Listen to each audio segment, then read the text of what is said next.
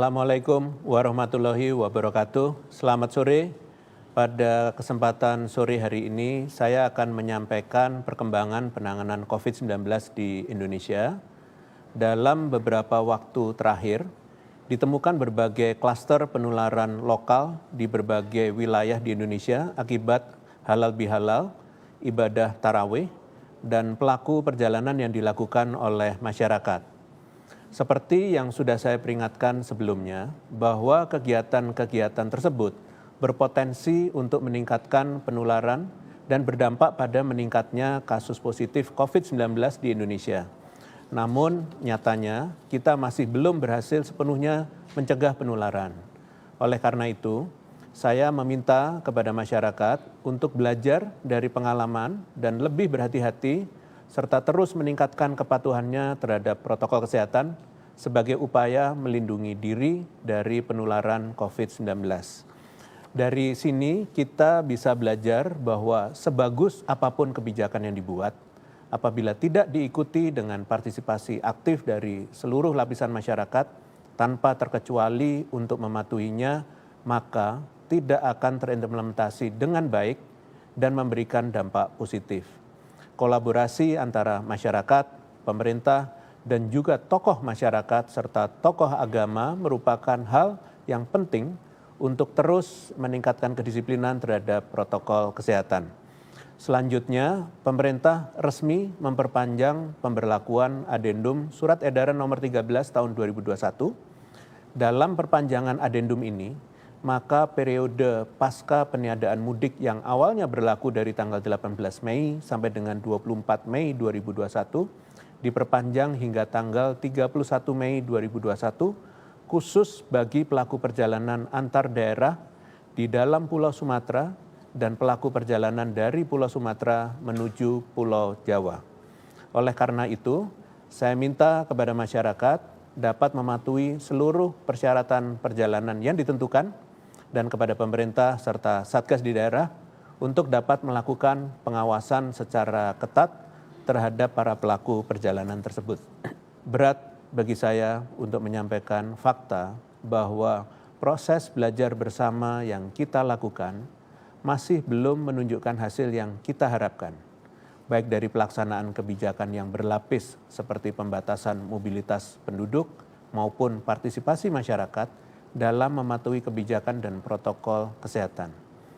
Adanya kenaikan kasus ini serta masih meningkatnya mobilitas masyarakat, bahkan setelah Idul Fitri, perlu menjadi bahan refleksi kita bersama bahwa keberhasilan penanganan COVID-19 tidak bisa tercapai apabila tidak ada sinergi yang kuat antara seluruh lapisan masyarakat.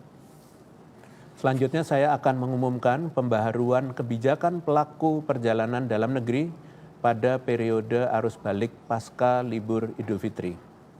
Sebagaimana yang kita ketahui bersama bahwa tepat sampai dengan tanggal 24 Mei 2021 kemarin, 3 periode pengaturan mobilitas masyarakat selama bulan suci Ramadan hingga pasca Hari Raya Idul Fitri 1442 Hijriah sudah kita lalui, yaitu pengetatan mobilitas pra atau sebelum periode pelarangan mudik, yaitu tanggal 22 April sampai dengan 5 Mei 2021, kemudian periode pelarangan mudik pada tanggal 6 sampai dengan 17 Mei 2021, dan pengetatan mobilitas pasca periode pelarangan mudik yaitu tanggal 18 sampai dengan 24 Mei 2021.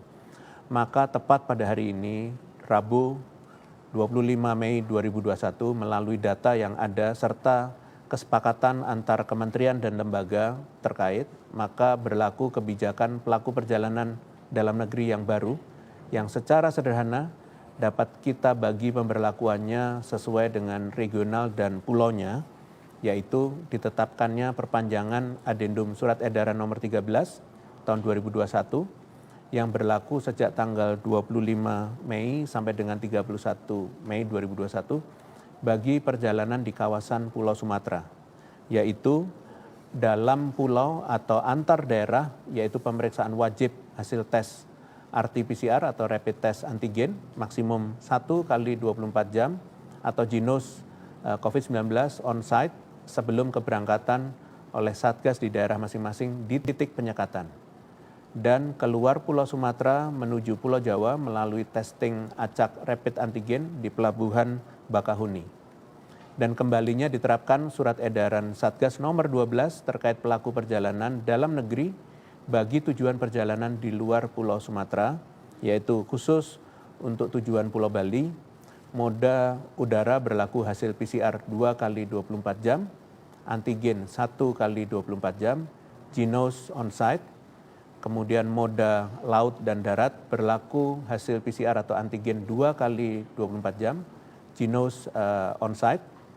Khusus untuk tujuan Pulau Jawa dan luar Pulau Jawa, moda udara, laut, dan darat berlaku hasil PCR 3 kali 24 jam, antigen 2 kali 24 jam, Jinos on-site. Penyeberangan laut dan kereta api antar kota berlaku hasil PCR atau antigen 3 kali 24 jam dan Jinos on-site.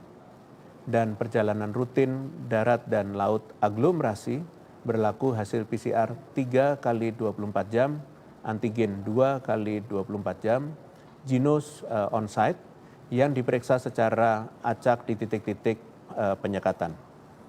Perlu ditekankan adanya perbedaan region pemberlakuan kebijakan ini khususnya di Pulau Sumatera dikarenakan beberapa alasan.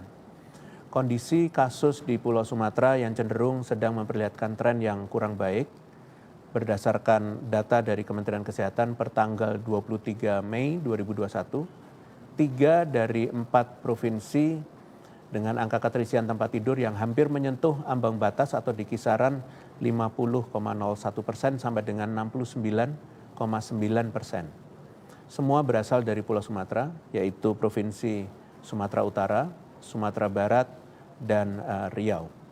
Dan berdasarkan dari data zonasi kabupaten kota per 23 Mei 2021, 8 dari 10 kabupaten kota berzona merah berada di Pulau Sumatera, yaitu Sumatera Utara, Riau, Sumatera Barat, Jambi, dan Sumatera Selatan. Selain itu, data dari Kementerian Perhubungan mengatakan bahwa 67% penyeberang dari Pulau Jawa belum kembali. Berkaca dari data kasus terkini, hal ini mengancam adanya importasi kasus ke Pulau Jawa sebagai tujuan terbesar arus mudik. Untuk itu, mohon kepada Satgas di masing-masing daerah dan personel di lapangan dapat menegakkan peraturan ini dengan baik, dengan penuh kedisiplinan tinggi. Tren kasus yang sudah menunjukkan sedikit kenaikan perlu kita tekan secara maksimal. Salah satunya ialah dengan melakukan pengendalian mobilitas pelaku perjalanan. Dan tidak lupa saya ingatkan masyarakat khususnya pelaku perjalanan pun dapat mentaati peraturan ini secara bertanggung jawab termasuk menyempurnakannya dengan pelaksanaan karantina mandiri seusai sampai di tempat tujuan selama 5 kali 24 jam.